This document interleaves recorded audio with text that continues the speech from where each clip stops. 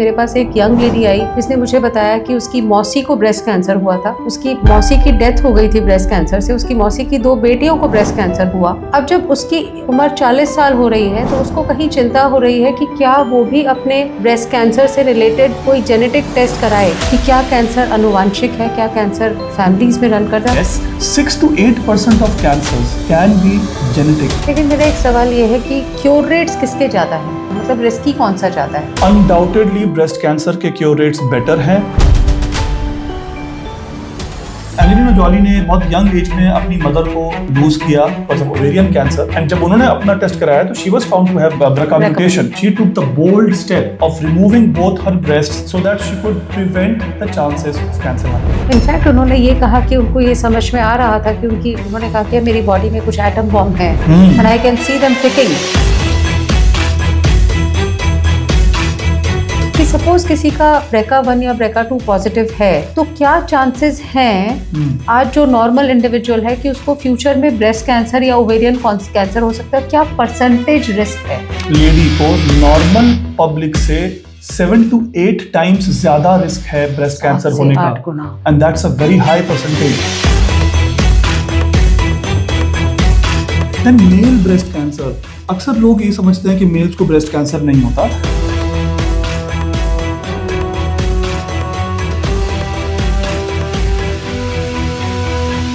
ये इश्क नहीं आसान, बस इतना समझ लीजिए एक आग का दरिया है और डूब के जाना है। वो कहते हैं ना, well begun is half done. तो हमने पिछली बार अपने चैनल पर ब्रेस्ट कैंसर से रिलेटेड एक पॉडकास्ट में बहुत सारे बर्निंग इश्यूज को एड्रेस किया, पर उस पॉडकास्ट को देखने के बाद बहुत सारे मरीजों ने, केयर गिवर्स ने एंड इवन जनरल पब्लिक जो पेशेंट केयर वॉलंटियर्स हैं उनने हमसे कहा कि हमारे भी बहुत सारे ऐसे सवाल हैं जिनको आपने उस पॉडकास्ट में एड्रेस किया, पर फिर भी कुछ ऐसे सवाल हैं जो रह गए। तो आज हम आपके सामने लाए हैं उसी पॉडकास्ट का सेकेंड भाग, और आज उस सेकेंड भाग में मैम मेरे साथ फिर से हैं doctor Vinita Goyal. She is the chief of radiation oncology at Fortis Shalimar Bagh. तो आज हम अपने इस सेकंड पार्ट को शुरू करते हैं। सो मैम बताइए, आज हम एक कौन सी नई कहानी अपने व्यूअर्स के सामने पेश कर रहे हैं? मुझे ऐसा लगा कि आज जब हमारे साथ डॉक्टर सुहेल कुरैशी बैठे हैं जो कि सीनियर मेडिकल ऑन्कोलॉजिस्ट है फोर्टिस हॉस्पिटल शालीमार बाग में, तो मुझे लगा कि इनसे एक कॉमन सिचुएशन जो आजकल डिस्कस होने लगी है वो है फैमिलियल ब्रेस्ट कैंसर। कि क्या कैंसर अनुवांशिक है, क्या कैंसर फैमिलीज में रन करता है। स्पेशली जब ब्रेस्ट कैंसर की बात होती है तो ये इशू अक्सर खड़ा होता है। तो मेरे को लगा डॉक्टर सुहेल आज हम इसी इशू के ऊपर कुछ जो रिलेटेड मिथ्स, क्वेश्चंस हैं उन्हीं को रिजॉल्व करने की कोशिश करते हैं। सो मैं एक रीसेंट सिचुएशन आपसे डिस्कस करना चाहूंगी। मेरे पास एक यंग लेडी आई जिसने मुझे बताया कि उसकी मौसी को ब्रेस्ट कैंसर हुआ था। उसकी मौसी की डेथ हो गई थी ब्रेस्ट कैंसर से। उसकी मौसी की 2 बेटियों को ब्रेस्ट कैंसर हुआ। अब जब उसकी उम्र 40 साल हो रही है तो उसको कहीं चिंता हो रही है कि क्या वो भी अपने ब्रेस्ट कैंसर से रिलेटेड कोई जेनेटिक टेस्ट कराए। तो पहला सवाल तो ये है कि क्या ब्रेस्ट कैंसर जेनेटिक है और कितने % ब्रेस्ट कैंसर पेशेंट्स हैं जो जेनेटिक होते हैं। और दूसरा सवाल ये है कि अगर टेस्ट करना है तो for example in this given situation test किसका होना चाहिए। ये लेडी को आज के दिन कोई सिम्टम्स नहीं है, क्लिनिकली शी इज फाइन, उसका मैमोग्राम बिल्कुल नॉर्मल है। It is just a worry in her mind. So very important question. बहुत सारे पेशेंट इस बात को लेकर चिंतित रहते हैं कि क्या कैंसर फैमिलीज में रन करता है। वेल इसका आंसर ये है कि yes, 6 to 8% of cancers can be genetic, यानी अनुवांशिक हो सकते हैं, किसी न किसी जेनेटिक एब्नॉर्मैलिटी के कारण हो सकते हैं। और खास तौर पे अगर मैं ब्रेस्ट कैंसर और उससे जुड़े हुए ओवेरियन कैंसर की बात करूं तो उसके अंदर BRCA नाम का जीन एक बहुत महत्वपूर्ण जीन है। BRCA यानी BRCA, breast related cancer antigen उसका फुल फॉर्म है, और उसके 2 टाइप्स होते हैं, BRCA1 एंड BRCA2। तो ये जीन्स बहुत commonly breast cancer and ovarian cancer के साथ जुड़े हुए हैं। नॉट जस्ट दैट, इस जेनेटिक प्रॉब्लम की वजह से बहुत सारे दूसरे अन्य कैंसर्स भी उस पेशेंट में ज्यादा होने की संभावना जनरल पब्लिक से बढ़ जाती है। उसमें प्रमुख है, apart from breast and ovarian cancer, males में होने वाला प्रोस्टेट का कैंसर। तो ऐसा नहीं है कि वो जीन्स केवल महिलाओं में ही ओवरी एंड ब्रेस्ट कैंसर कर सकता है, मेल्स में भी उसमें प्रोस्टेट कैंसर की संभावना बढ़ जाती है। देन मेल ब्रेस्ट कैंसर, अक्सर लोग ये समझते हैं कि मेल्स को ब्रेस्ट कैंसर नहीं होता, मेल्स के अंदर भी ब्रेस्ट कैंसर की संभावना बढ़ जाती है। Then pancreatic cancer, then stomach and gall bladder cancer and कुछ रेयर इंस्टेंसेस में ब्रेन ट्यूमर्स।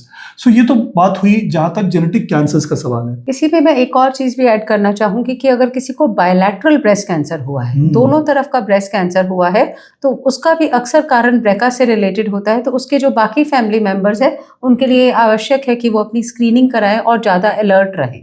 बिल्कुल। और जो दूसरा सवाल मैम ने मुझसे पूछा कि टेस्टिंग होनी किसकी चाहिए, परिवार में कौन उसको टेस्टिंग कराने के लिए सबसे पहले एलिजिबल है, तो सबसे पहले तो इंडेक्स केस का टेस्ट होना चाहिए। इंडेक्स केस कौन? जो कि पेशेंट खुद है, जिसको वो कैंसर हो चुका है। यदि किसी कारणवश अनफॉर्चुनेटली वो पेशेंट अब नहीं रहा दुनिया में, तो फिर आप जेनेटिक स्क्रीनिंग बाकी के परिवारजनों की जरूर कर सकते हैं। बट आइडियली जो इंडेक्स केस है, जिसको सबसे पहले कैंसर डिटेक्ट हुआ फैमिली में और यदि वो जीवित है, तो टेस्टिंग वहां से शुरू होनी चाहिए। सो डॉक्टर सोहेल, ये जवाब तो हमें सब मिल गए, पर मेरा आपसे एक सवाल है कि क्या कोई भी ये टेस्ट करा सकता है? जैसे कि आजकल लोग अक्सर जब उनकी फैमिली में डायबिटीज होती है या एज बढ़ने पे डायबिटीज के, अपने शुगर के टेस्ट, कोलेस्ट्रॉल के टेस्ट कराते रहते हैं, तो क्या अगर आज मुझे डर लग रहा है और सपोज मेरे घर में किसी को ब्रेका पॉजिटिव है, तो क्या मैं लैब में जाके अपना सैंपल देके सिर्फ ब्रेका टेस्ट खुद करवा सकती हूँ या कुछ उसके पीछे और हमें प्रिस्क्रिप्शन या डिस्कशन चाहिए? टेस्टिंग कराने में कोई हर्ज नहीं है, लेकिन सिर्फ टेस्ट कराना इज हाफ द जॉब। आपको उस टेस्ट का इंटरप्रिटेशन के लिए एक डॉक्टर से परामर्श बहुत जरूरी है। सिर्फ ब्लाइंडली टेस्ट कराने से आपको कुछ हासिल नहीं होगा।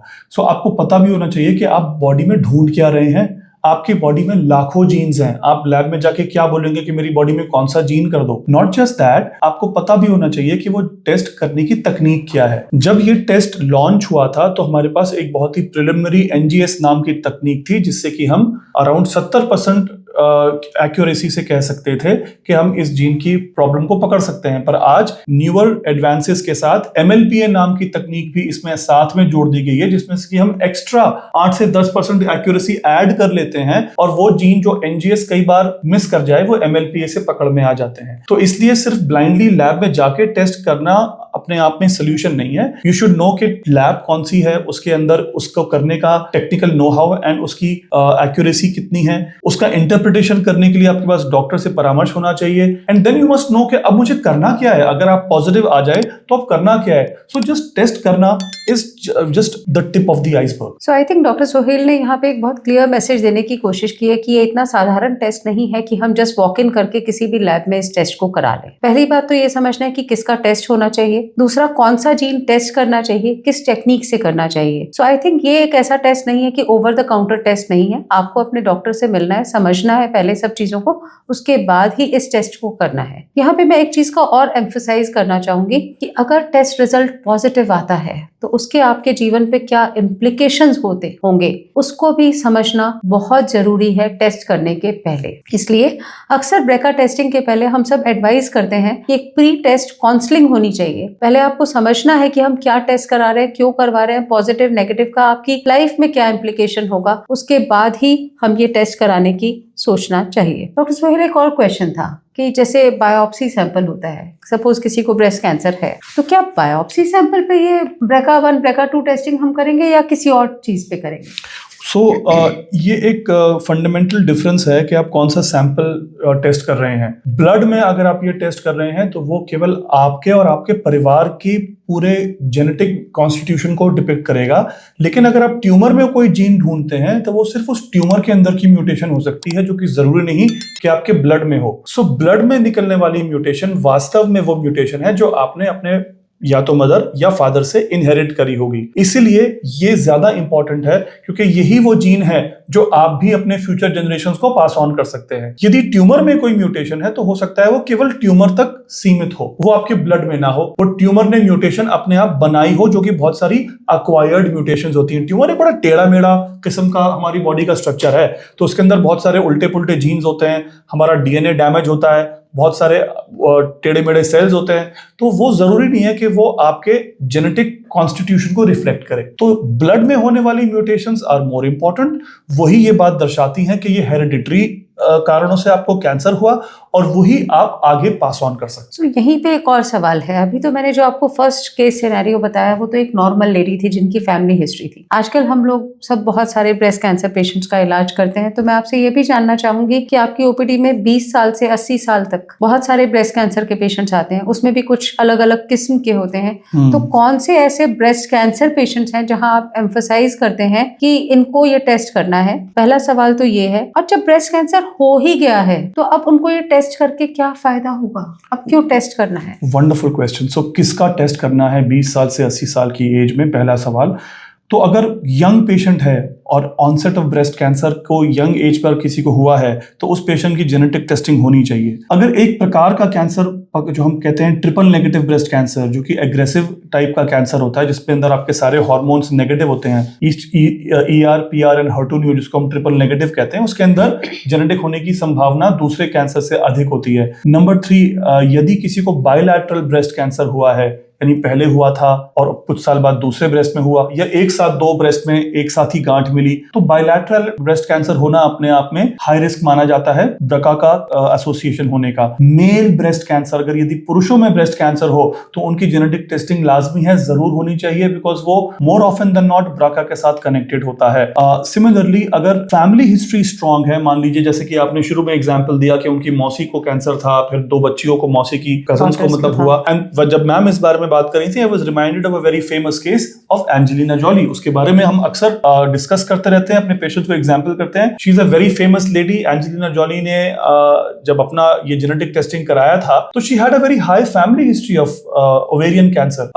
एंजेलिना जॉली ने बहुत यंग एज में अपनी मदर को लूज किया because of ovarian cancer, and जब उन्होंने अपना टेस्ट कराया तो she was found to have BRCA mutation, and because she was at high risk she took the bold step of removing both her breasts and doing a breast reconstruction for her own self so that she could prevent the chances of cancer happening. In fact उन्होंने ये कहा कि उनको ये समझ में आ रहा था कि उन्होंने कहा कि मेरी बॉडी में कुछ एटम बॉम्ब है and I can see them ticking. So अपनी लाइफ को सेव करने के लिए उन्होंने BRCA1 BRCA2 पॉजिटिविटी के बेसिस पे अपना बायलैटरल ब्रेस्ट रिमूवल भी कराया, ओवरीज का रिमूवल भी करवाया और रिकंस्ट्रक्शन भी साथ में कराया, so that she can minimise the risk of having the cancer. तो मैं यहाँ आपसे एक और सवाल पूछना चाहूंगी कि सपोज किसी का BRCA1 या BRCA2 पॉजिटिव है तो क्या चांसेस हैं आज जो नॉर्मल इंडिविजुअल है कि उसको फ्यूचर में ब्रेस्ट कैंसर या ओवेरियन कैंसर हो सकता है? क्या परसेंटेज रिस्क है?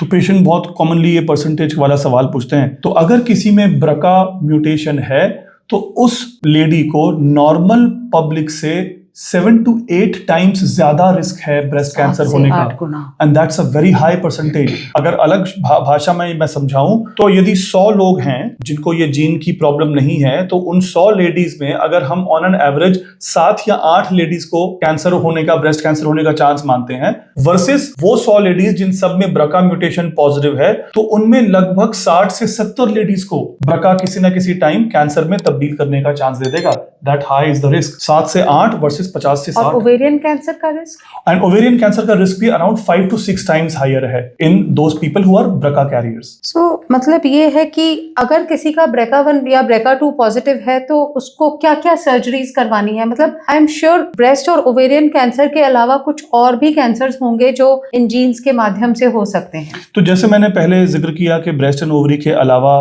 Pancreatic cancer, prostate cancer, stomach का कैंसर, गॉल ब्लैडर का कैंसर और कुछ रेयर कैंसर्स होते हैं, बट हम सबसे सेफली जो 2 ऑर्गन्स निकाल सकते हैं और वही 2 ऑर्गन्स सबसे अधिक प्रभावित भी होते हैं वो है ब्रेस्ट एंड ओवरी। बाकी किसी भी और ऑर्गन को निकाल देने से ब्रेस्ट उस कैंसर के रिस्क का हम कितना रिडक्शन कर पाते हैं ये डॉक्यूमेंटेड नहीं है और हम प्रैक्टिकलिटी से वो कर भी नहीं सकते। हम स्टमक सिर्फ ऐसे ही नहीं निकाल सकते, हम पैंक्रियास ऐसे ही नहीं निकाल सकते, because these are important organs. Similarly ovary भी एक इंपॉर्टेंट ऑर्गन है, लेकिन अगर आपकी फैमिली पूरी हो चुकी है and you are nearing the age of menopause तो इसलिए कई बार हम ओवरीज भी निकालने के लिए बोलते हैं अगर तब तक आपको ओवरी का कैंसर नहीं हुआ है और आपके बॉडी में वो जीन है। तो ब्रेस्ट रिमूवल के बारे में हमने एंजेलिना जॉली का एग्जांपल देके समझाया, एंड ओवेरियन रिमूवल भी इसी तरीके से ओवरी कैंसर के रिस्क को कम करने के लिए एक इंपॉर्टेंट सर्जरी है। लेकिन मेरा एक सवाल ये है कि क्योर रेट्स किसके ज्यादा हैं, ब्रेस्ट कैंसर के या ओवरी? मतलब रिस्क अगर किसी को हो जाए, सपोज कोई चूज करे कि भाई मुझे नहीं करानी सर्जरीज और सपोज किसी को हो जाए तो ब्रेस्ट कैंसर के क्योर रेट्स हाई है या ओवेरियन कैंसर के, मतलब रिस्की कौन सा ज्यादा है? अनडाउटेडली ब्रेस्ट कैंसर के क्योर रेट्स बेटर हैं and ovarian cancer as a rule वापस आने की कोशिश करता है। दूसरी बात ये भी है कि आप समझिए कि ब्रेस्ट एक एक्सटर्नल ऑर्गन है, उसकी स्क्रीनिंग बहुत आसान है। आप खुद भी उसको पैल्पेट कर सकते हैं, अपने डॉक्टर को ओपीडी में ले जाके दिखा सकते हैं। Ovaries are deep seated internal organs और कई बार जब तक ओवरी का कैंसर पता चलता है तब तक बहुत लेट स्टेजेस हो चुकी होती हैं। तो ब्रेस्ट को तो आप अर्ली स्टेज पे पकड़ भी सकते हैं अगर जरा सा भी लंप आपने महसूस किया, क्योंकि वो एक्सटर्नली आपको महसूस हो जाएगा। बट ओवरीज जब तक आपको सिम्टम्स देंगी तब तक it might be too late. But आप क्या ये कहना चाह रहे हैं, मतलब I imagine from a patient और अ नॉर्मल पर्सन्स पर्सपेक्टिव जहाँ फैमिली हिस्ट्री है, उनका ब्रेका पॉजिटिव है, पर कैसे वो इतनी सारी सर्जरीज के लिए अपने आप को प्रिपेयर करें? It is very tough. So suppose somebody decides that I don't want to undergo surgery and I just want to screen myself, तो क्या सेल्फ एग्जामिनेशन काफी है ब्रेस्ट का या कुछ और टेस्ट करने हैं ब्रेस्ट और ओवरी के लिए, और किस फ्रीक्वेंसी पे करने चाहिए? Okay, so very practical question में एक शेर याद आ रहा है कि ये इश्क नहीं आसान, बस इतना समझ लीजिए एक आग का दरिया है और डूब के जाना है। तो डेफिनेटली जो मैम ने कहा बहुत कॉन्टेक्चुअल है कि किसी भी लेडी के लिए ये डिसीजन आसान नहीं होता है, आग के दरिया के बराबर ही है। सो अगर आप उस एज में हैं जिसमें कि आपका मेनोपॉज होने वाला है, आपकी फैमिली कंप्लीट हो चुकी है, and if you have taken that bold step of getting the surgery done, then that is the best risk reduction surgery of removing both the breasts and both the ovaries, वो तो best है। पर क्या उससे 100% risk कम हो जाएगा? ऐसा नहीं है, क्योंकि आप कभी भी पूरा ब्रेस्ट नहीं निकाल पाते हैं। अराउंड 5 से 10% ब्रेस्ट टिश्यू आपके आर्म पिट्स में हमेशा रह जाता है और उसमें भी कैंसर आने का चांस रहता है। बट आप 70 to 80% reduction of breast cancer कर सकते हैं बाय ब्रेस्ट रिमूवल। सिमिलरली आप जब ओवरीज निकालते हैं तो around 60% risk reduction of ovarian cancer हो जाता है। 40% बचा इसलिए रह जाता है कि आपकी ओवरी के ऊपर की जो सरफेस है, जिसको हम पेरिटोनियल लाइनिंग कहते हैं, वो आपकी एब्डोमेन की लाइनिंग के साथ कंटिन्यूअस होती है। एम्ब्रियोलॉजिकली उसी से हमारी ओवरीज बनती है, जिससे कि हमारी internal lining of the abdomen है। तो कई बार ओवरी निकलने के बाद उसका जो एम्ब्रियोनिक रेमनेंट है, यानी जो उसका भ्रूण का बचा कुचा हिस्सा है हमारी एब्डोमेन की लाइनिंग पर, वो कैंसर में तब्दील हो सकता है ब्रका की वजह से, जिसको हम प्राइमरी पेरिटोनियल कैंसर कहते हैं। बट 60% का risk reduction is also fairly substantial. So इसलिए हम इन सर्जरीज को बहुत रूटीनली रेकमेंड करते हैं। Regarding the timing of screening, then I think जिन पेशेंट्स को हाई रिस्क ऑफ कैंसर है उनको हर 6 महीने में एक, अगर यंग एज है तो ultrasound and MRI of the breast करा के अपने डॉक्टर से ब्रेस्ट एग्जामिनेशन भी कराना चाहिए। तो every 6 months is what we recommend that these patients should undergo screening. So मतलब कि इन पेशेंट्स के लिए सिर्फ मैमोग्राम करना या सेल्फ एग्जामिनेशन करना काफी नहीं है, क्योंकि इन दोनों टेस्ट की सेंसिटिविटी होती है, इनका स्क्रीनिंग का प्रोटोकॉल अलग है, स्क्रीनिंग की फ्रीक्वेंसी अलग है। Every 6 months they have to do bilateral breast MRI with contrast as well as ultrasound and a clinical breast examination by a doctor. Doctor Sohail, मैं आपसे एक चीज और यहाँ पे ऐड करना चाहूंगी जो आपने बात कही। अगर कोई लेडी जिनका BRCA1 BRCA2 पॉजिटिव है या उनकी फैमिली हिस्ट्री है और उनको मालूम है कि वो हाई रिस्क है, अगर वो मैरिज के बाद बेबीज को ब्रेस्ट फीड करती हैं और स्पेशली एटलीस्ट 1 to 2 years तक ब्रेस्ट फीड करती हैं और अर्ली एज में प्रेगनेंसी होती है, मतलब रिलेटिवली अर्ली एज में, उससे भी उनका रिस्क ऑफ कैंसर रिड्यूस होता है। तो ये भी एक प्रिवेंटिव स्ट्रेटजी है Absolutely. जो I think everyone should remain aware about it. So ma'am, आपने एक बार कहा था ना कि हम नेचर से दूर हो जाएंगे तो हम इसी तरीके की प्रॉब्लम से घिर जाएंगे, और उसी बात को आगे बढ़ाते हुए आप ये बात समझो कि हमारी दादी परदादी के टाइम पर ब्रेस्ट फीडिंग को कितनी तरजीह, कितनी अहमियत दी जाती थी। हमारे कल्चर में वो बात है, वो एक अलग बात है, पर उसका एक साइंटिफिक रैशनल भी है। एब्सोल्युटली। डॉक्टर सोहेल, मैं एक और सवाल आपसे पूछना चाहूंगी। हम हमेशा बोलते हैं कि मदर की साइड की फैमिली हिस्ट्री, मदर, मौसी, नानी, सपोज किसी की बुआ को ब्रेस्ट कैंसर हुआ था या चाचा को प्रोस्टेट कैंसर हुआ था, से चाचा को 50 साल की उम्र, जो कि नॉर्मल एज नहीं है प्रोस्टेट कैंसर की, इसका कोई इम्प्लीकेशन है? Very important. सो सिर्फ मदर की साइड से ही कोई बैड जीन आए ये जरूरी नहीं है, बिकॉज आपकी बॉडी में 50% जीन्स मदर से हैं और 50% फादर से हैं। तो इक्वल चांस है कि दोनों में से किसी तरफ से आपको वो जीन आए। तो अगर किसी की बुआ को प्रॉब्लम था या उनके चाचा जी को प्रॉब्लम था, तो वेरी लाइकली कि उनके फादर की तरफ से ये जीन फ्लो कर रहा है। सो अभी मुझे बड़े मजे की बात है, कुछ दिनों पहले एक पेशेंट से मैंने हिस्ट्री ली और उन्होंने कहा, जी मेरी बुआ को कैंसर था और मेरी परदादी को भी था, मुझे लगता है विरासत में पैसे तो मिले नहीं सिर्फ ये जीन मिला है। बट फिर भी एक बहुत टफ डिसीजन है, पर कुछ टफ डिसीजंस हमें कभी कभी लाइफ में लेने पड़ते हैं क्योंकि वो लाइफ सेविंग होते हैं। Absolutely. अगर BRCA1 BRCA2 किसी का पॉजिटिव है या फैमिली हिस्ट्री बहुत स्ट्रॉन्ग है जहाँ पे हमें ये लग रहा है कि 50 to 70% चांसेस है कि ये कैंसर हो सकता है, तो मैं हमेशा बोलती हूँ कि बारिश आने के पहले छाता लगाना होता है। Absolutely. बीमारी आने के पहले हमें ये रिस्क रिडक्शन सर्जरीज के बारे में ये बोल्ड स्टेप लेना होता है। एक डिफिकल्ट स्टेप है, इसको लेने में समय लगता है लोगों को। अपने डॉक्टर से मिलिए, इसकी संभावना को समझिए और क्या रिकंस्ट्रक्शन की ऑप्शंस हैं ताकि आपकी नॉर्मल फिजियोलॉजी ऑफ लाइफ भी मेंटेन हो जाए और आपका रिस्क रिडक्शन भी हो जाए, इस बारे में आप जानकारी लीजिए। I hope we manage to answer some of your questions. Thank you. अगर आपको हमारे इस पॉडकास्ट से रिलेटेड कुछ भी सवाल है या आपके मन में कुछ इस तरीके के क्वेश्चंस हैं, then please post your comments in the comment section and we'll be happy to get back to you.